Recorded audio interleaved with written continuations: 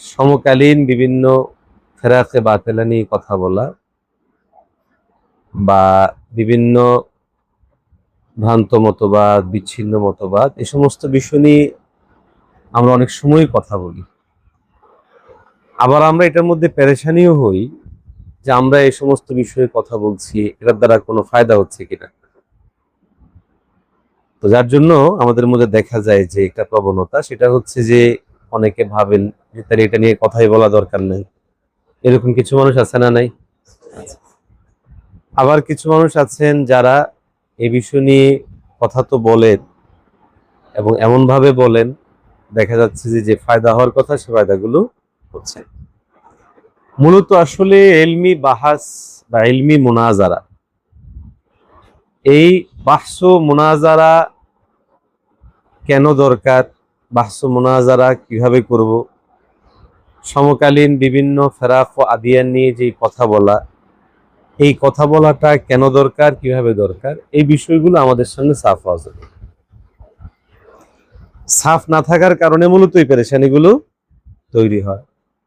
বিষয়টা সাফ না থাকার কারণেই এটার তরজে আমল, তরজে কাজ, এটার ব্যাপারে স্পষ্ট ধারণা না থাকার কারণেই অনেক সময় পেরেশানি তো হতে হয়। তো ডক্টর মনজুর মেঙ্গুল সাহেব উনি এই বিষয়ে কিতাব রচনা করেছেন, সেখানে এই বিষয়গুলো তিনি পরিষ্কার বলেছেন যে আসলে বাহাস এবং মোনাজারা থেকে উদ্দেশ্য কি। স্বাভাবিকভাবে আমরা কি মনে করি, বাহাস এবং মোনাজারা থেকে উদ্দেশ্য হচ্ছে যে আরেকটা গ্রুপকে আমার পরাজিত করতে হবে। এই সূচনার এই বিষয়টাই গেল। বাহাস এবং মোনাজারার উদ্দেশ্য কাউকে পরাজিত করা না। বাহাস এবং মোনাজারার মূল উদ্দেশ্য হচ্ছে হক জিনিসটাকে বের করে নিয়ে আসা, হক জিনিসটাকে বের করে নিয়ে আসা এবং সেটাকে প্রতিষ্ঠিত করা।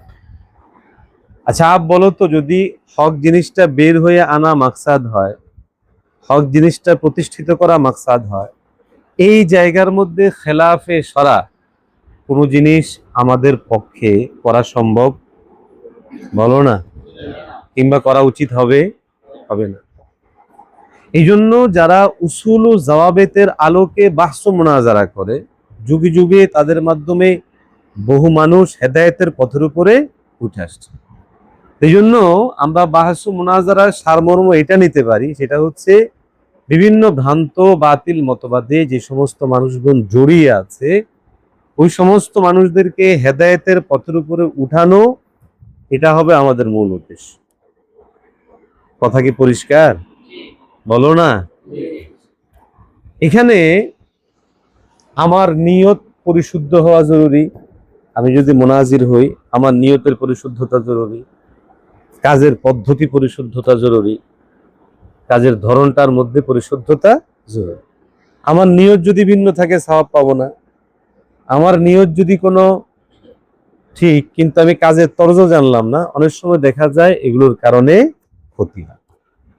এই জন্য বাহাস মোনাজারা অথবা এই ধরনের ইলমি কাজ, যে ইলমি কাজগুলোতে মানুষের বিভিন্ন ত্রুটি বিচ্যুতি, ইলমি বিভিন্ন ত্রুটি বিচ্যুতি এগুলো তুলে ধরা হয়, এটাকে আমরা কিসের সাথে তুলনা করতে পারি? এই ক্ষেত্রে আমাদের অত্যন্ত শ্রদ্ধেয় একজন আলিম দ্বীন এবং আমাদের ওস্তাদরাও আমাদেরকে, যারা মুনাজারার উপরে তালিম ও প্রশিক্ষণ দিয়েছে, ওনারা আমাদেরকে বলতেন যে মূলত একজন মুনাজিরের ভূমিকা হচ্ছে একজন ডাক্তারের মতো। মুনাজিরের ভূমিকা কার মতো? ডাক্তারের মতো। একজন ডাক্তার তিনি রোগের ব্যাপারে নির্দয়, রোগ নির্ণয়ের ব্যাপারে নির্দয়, রোগীর ব্যাপারে সদয়, রোগের ব্যাপারে, রোগ নির্ণয়ের ব্যাপারে, রোগ নির্ণয়ের ব্যাপারে, কিন্তু রোগীর ব্যাপারে সদয়। এখন সদয় মানে কি? সদয়, আমার এখানে একটা টিউমার হলো, এখন সদয় মানে এটা মুছে দেওয়া না, এটাকে কাটা, হলো না? আচ্ছা উনি তো আমার শরীর কাটলেন, কিন্তু এটা কি আমার প্রতি নির্দয় হয়ে কাটলেন না সদয় হয়ে?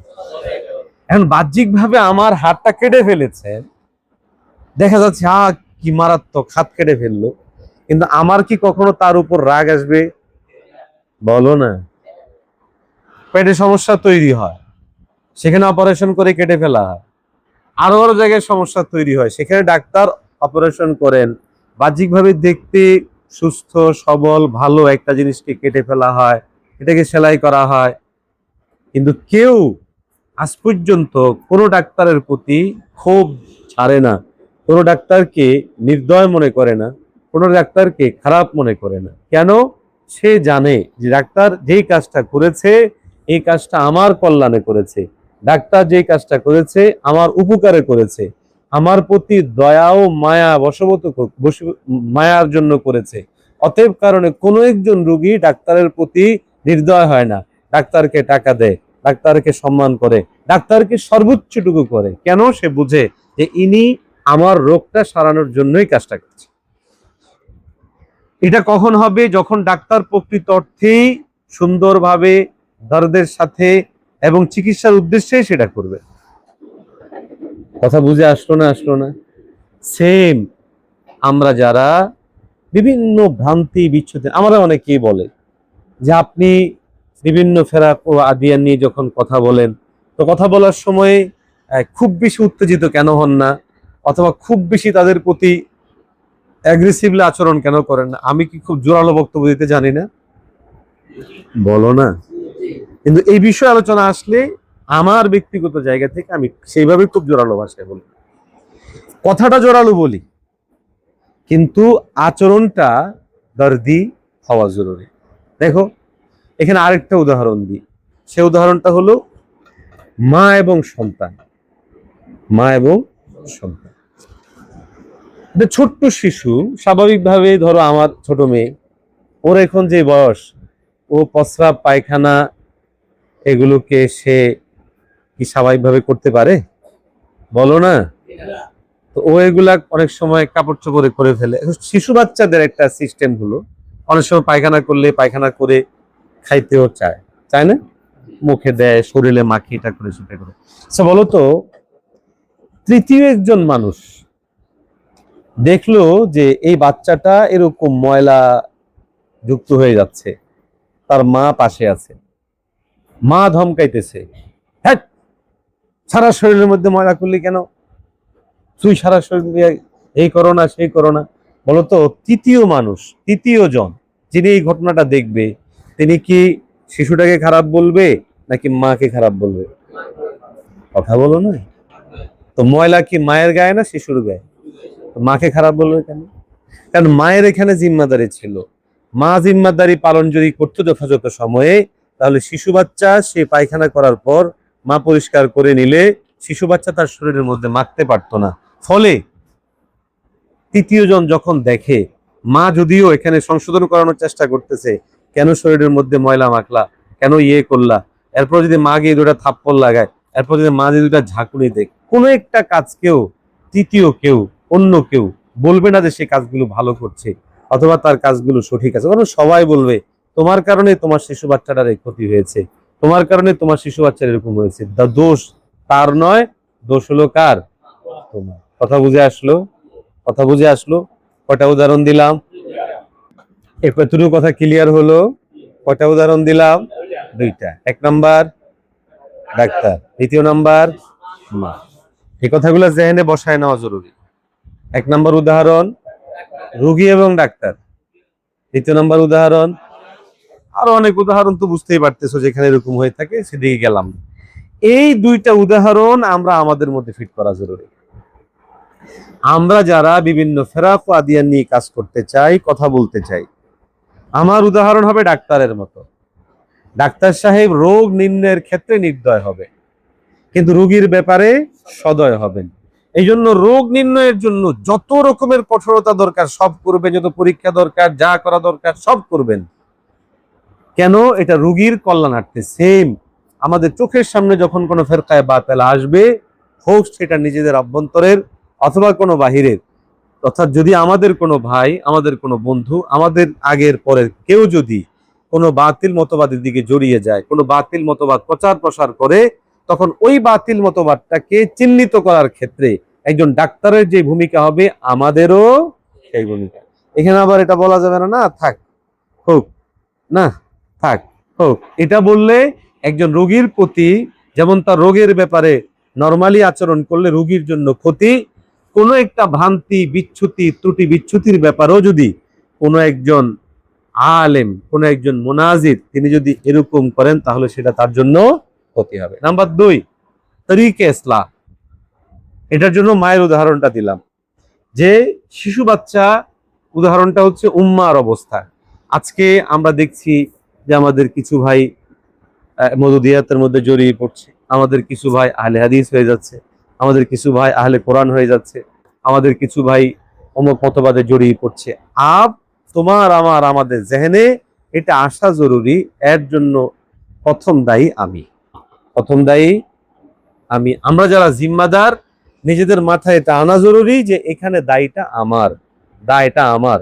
যেমন একজন মা তার শিশু বাচ্চা পায়খানা করে ফেলেছে, মায়ের দরকার ছিল শিশু বাচ্চার পায়খানার ব্যাপারে সতর্ক থাকা, থাকে নাই, পায়খানা করে ফেলেছে, দ্রুত সেটাকে পরিষ্কার করা। মা যদি যথাসময়ে পরিষ্কার না করে, যথাযথভাবে পরিষ্কার না করে, ওই শিশু বাচ্চা সারা শরীরে মাখলে এরপরে গিয়ে যদি মা তাকে ধমকায়, তো মানুষ যেমন ওই মাকে খারাপ বলবে, আমরাও যদি আমাদের চোখের সামনে কোনো বাতিল মতবাদ ছড়িয়ে পড়লো, আমরা কিছু বললাম না, ওই বাতিল মতবাদের রোধে কোনো উদ্যোগ গ্রহণ করলাম না, ওই বাতিল মতবাদটাকে প্রতিরোধের জন্য কোনো কিছুই করলাম না, এরপর এসে ধমকানো শুরু করলাম যে এই বিষয়ের উপর যারা আছো তোমাদের সব এটা হবে, ওইটা হবে, সেটা হবে। এটা কার মতো? মা তার বাচ্চার ময়লা পরিষ্কার না করে বাচ্চারে ধমকানো যেমন, আমাদের ধমকা ধমকি গুলো হবে। আমাদের কাজ কি হবে? আমাদের কাজ হবে ইসলাহ, সংশোধন করে দেওয়া। সংশোধনের তরিকা কি হবে? লাঠি সোটা নিয়ে আগে পিটায় সংশোধন করে দিব না। যে সমস্ত বিষয়গুলো ইলমি, ওই সমস্ত বিষয়গুলোর মোকাবেলাটা ইলমি আন্দাজের উপরেই হবে। যে সমস্ত বিষয়ের ফিতনাটার বেনাও বুনিয়াদ হচ্ছে ইলমি, সেটার মোকাবেলা ইলমি আন্দাজে হওয়া জরুরি। এই জন্য আমরা যদি এই জিনিসটাকে সামনে রেখে কাজ শুরু করি এবং কাজ করি, তাহলে বলতো মানুষ আমাদেরকে কল্যাণকামী মনে করবে নাকি খারাপ মনে করবে?